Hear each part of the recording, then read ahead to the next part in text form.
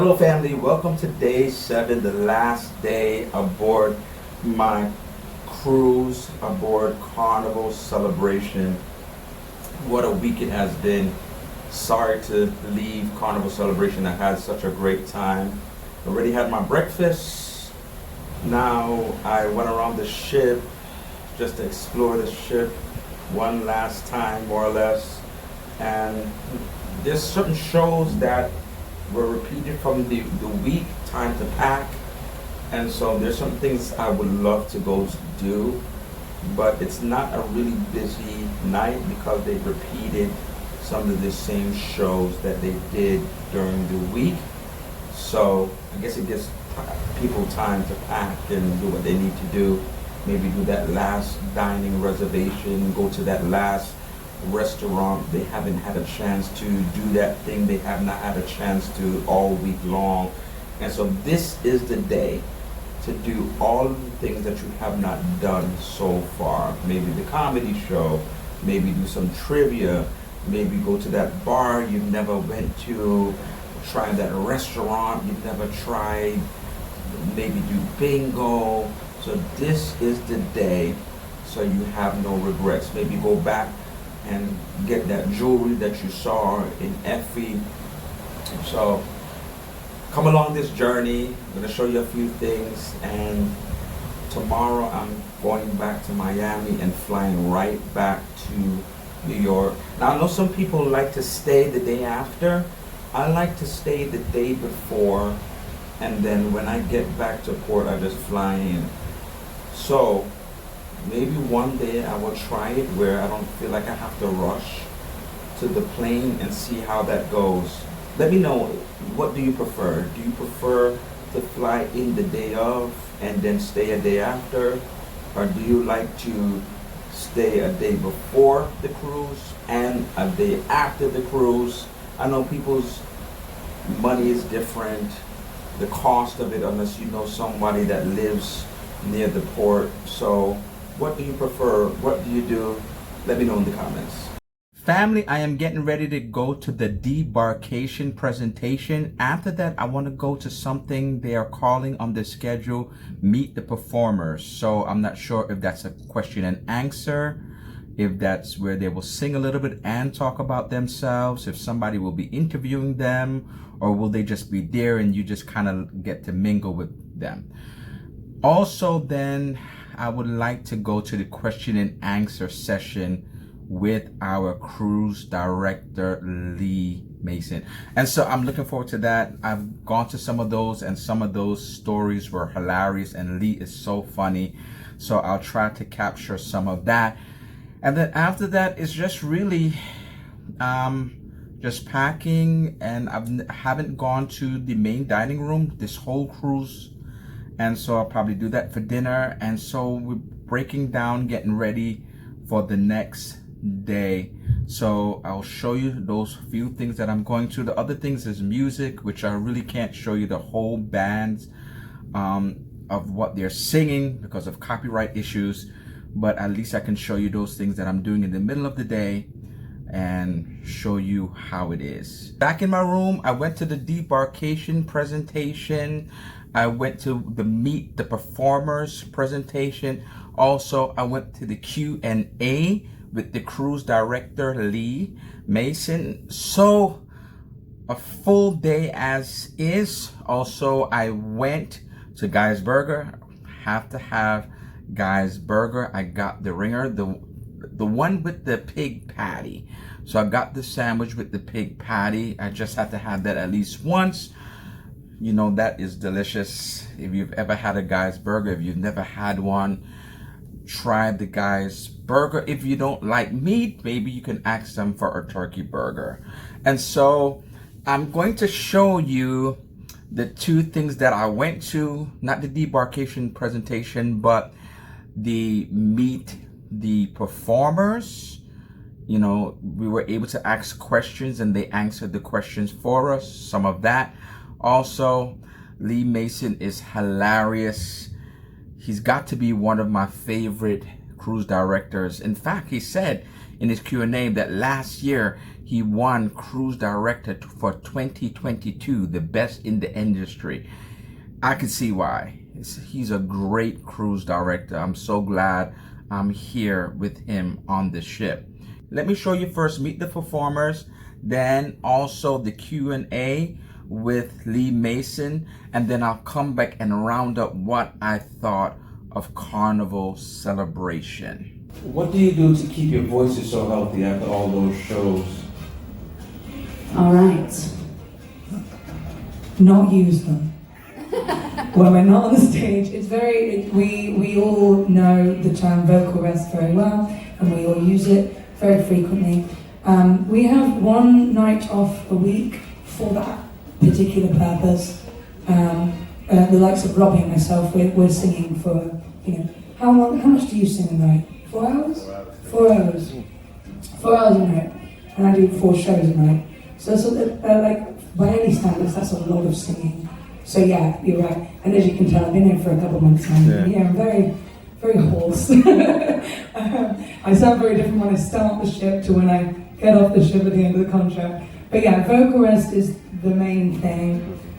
Just being mindful of how much you're using your voice. Really good question. Yeah, rest, absolutely. Try not speaking during the day. Rest your voice. Also, I'm a firm believer in, it's called cinnamon, but it's also known as fireball. It really opens up the throat, so I swear by that. But it puts on weight, it's just pure sugar. Any other tips? That's my singing tips. That's all you need to know. Rest and cinnamon. Do you all have to come with acrobatic skills, or do you come with like dance skills or gymnastic skills, and they train you on the acrobatics?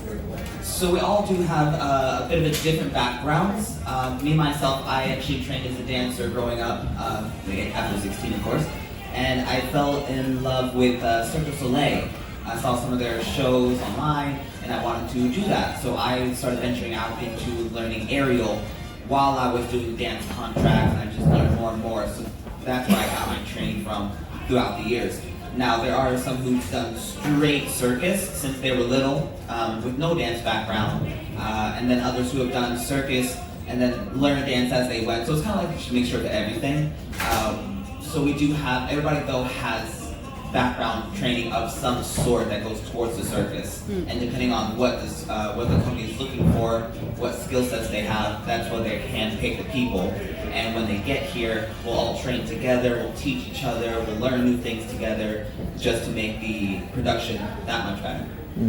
What do you guys have a good thought about the Wi-Fi thing. What are some of the perks that you guys get on the ship that are not really, that we wouldn't think about? I mean, is Wi-Fi included in your contract? Is travel included? Things like that.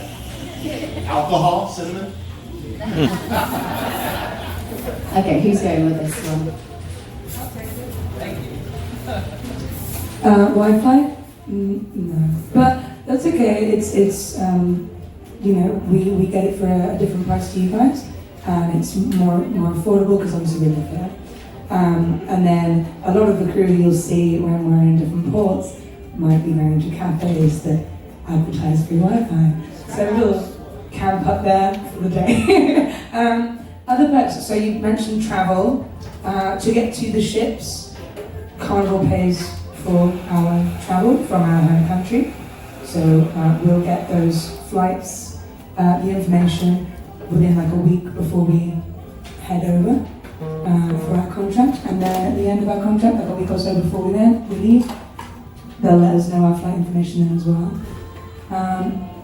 Other perks, I can't really think of. I mean, I'm sure there's quite a lot of things. Us here on the stage right now, we have something called guest area privileges, which means that we can use a lot of the venues that you guys will use, like the bars and the restaurants and the deco calls. So we do make use of that on our time off. Yeah. Another big one, I think, probably regarding Americans is that whilst we're working on board, we're medically insured as well. So anything that happens to us, if we were to break a leg, Hopefully not. And have to go to hospital, that is covered. That is covered. We're covered for any treatments we get on board, and we're covered for any treatments we get if they send us off the ship to a more specialised place or a clinic or whatever, which is a huge plus. So I hear. I'm British, we have the NHS. But yeah, that's a big one for us. Yeah. I have time for 2 more. I'm going to take 2 more. Do you have dental insurance as well? Do we have dental insurance? Yes, we do. Bryce knows firsthand. Go on, Bryce, take the mic. So recently, I think it was in Cozumel, they do have a facility over there for us to visit for the dental. And I went there just to get it checked out. It was a little sore. They took, okay. That's gotta come out.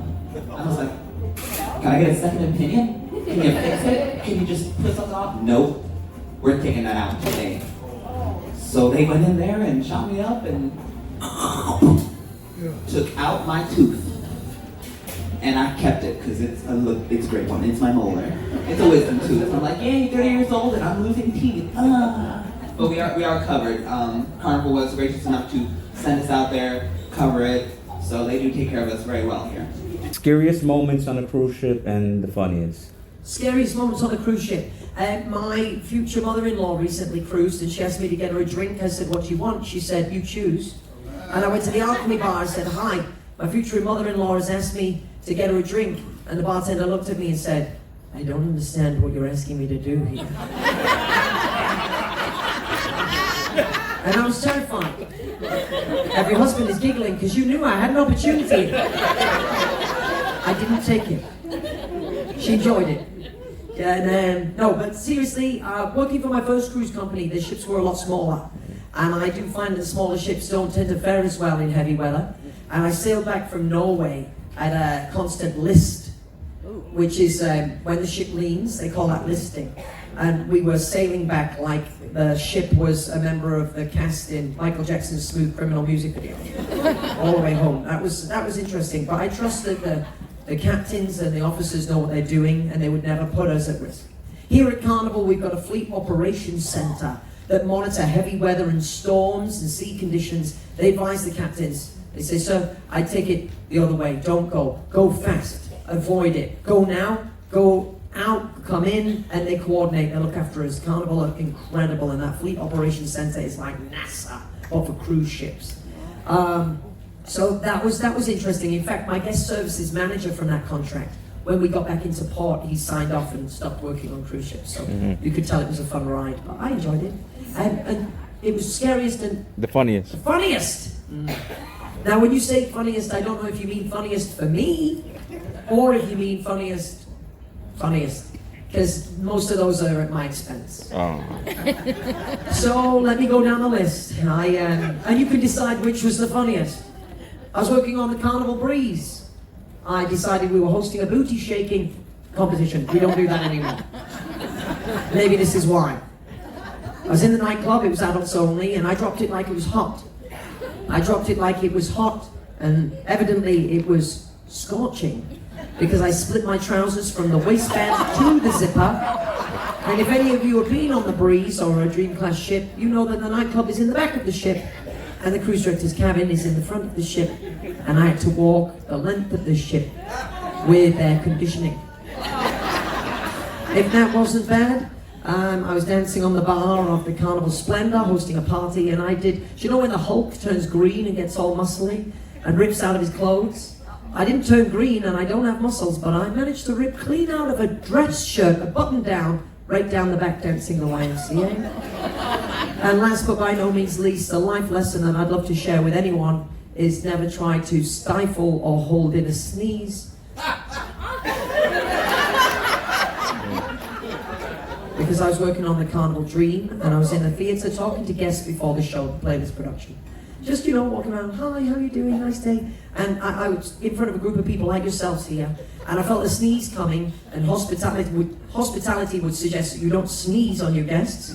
So I tried to do the right thing. So I turned and I went, and so I hold it in, and I held it in, but that sneeze was so powerful, it backed up. And in front of a beautiful group of guests like yourselves, that sneeze went rushing out of the back door and made considerable noise upon his exit. He slammed the door, if you will, several times.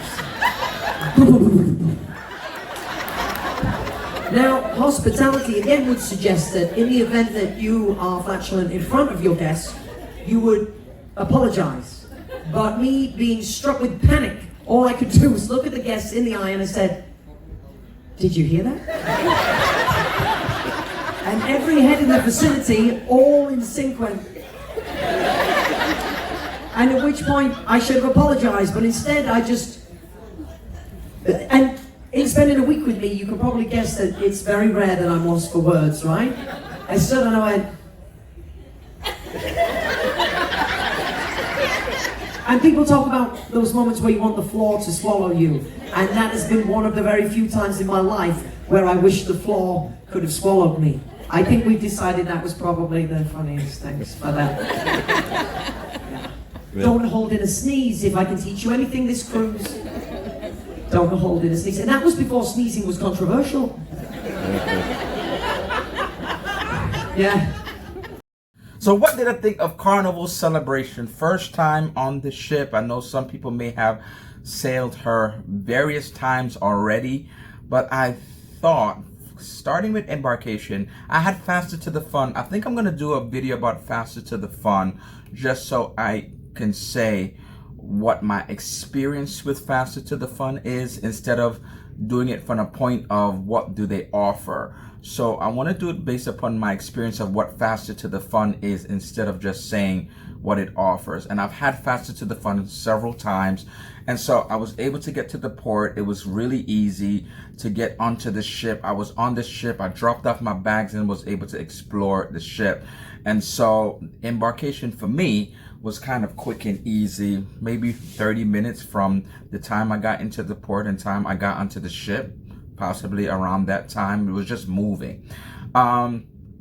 Also, the ship layout itself, it is similar obviously to Mardi Gras with different bars that they have on this ship that they don't have on other ships on the other Mardi Gras. So it's different in terms of that. So, you know, you may come on to this ship looking for one of your favorite bars and it's not here.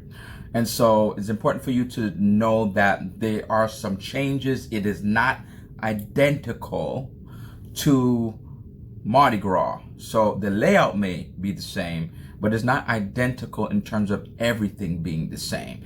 And so don't be disappointed. Know in advance. I thought I knew somebody that said he thought that something was going to be here and he didn't realize it was not here. It was a particular bar that he liked.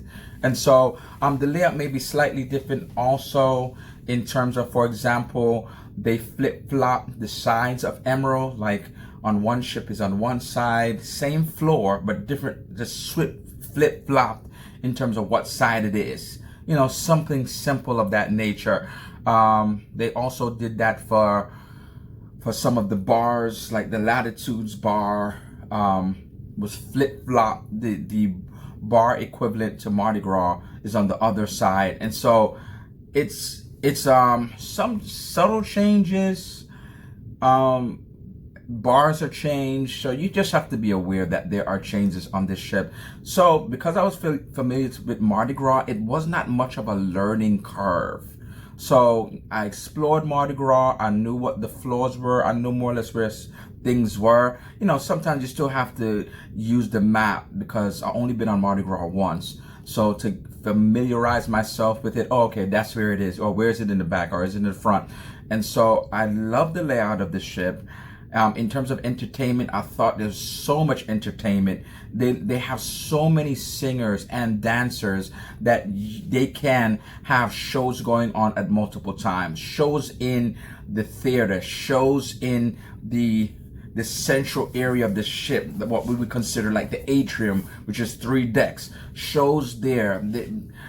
So much entertainment. The Limelight Lounge, the comedy club has things going on simultaneously, karaoke, trivia, multiple shows upon shows going on There's a plethora of entertainment. You really have to, I would recommend that you really get the Hub app, because in the Hub app, you're able to heart what you really want to do, and then there's a list, and that will be like your itinerary for the day, so you know what you want to do throughout the course of the day.